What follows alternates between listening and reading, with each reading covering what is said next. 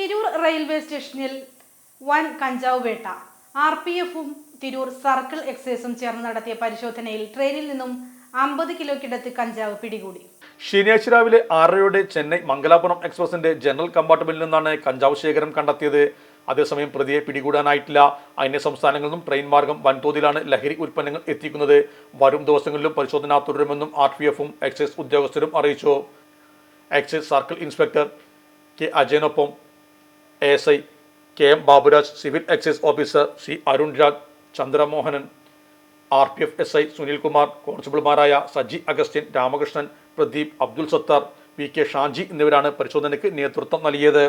തിരൂർ എക്സൈസും തിരൂർ RPF-ഉം സംയുക്തമായി ട്രെയിനിൽ നടത്തിയ പരിശോധനയിലാണ് ഇത്രയും കഞ്ചാവ് കണ്ടെടുത്തിട്ടുള്ളത്. കേരളത്തിലേക്ക് നിരന്തരമായി കഞ്ചാവ് ഇങ്ങനെ ഒഴുകിക്കൊണ്ടിരിക്കുകയാണ്. അതുമായി ബന്ധപ്പെട്ട് നിരന്തരമായി ഞങ്ങൾ വണ്ടിയിൽ ചെക്ക് ചെയ്തുകൊണ്ടിരിക്കുമ്പോഴാണ് ഇത്തരം സംഭവങ്ങൾ കിട്ടുന്നത്.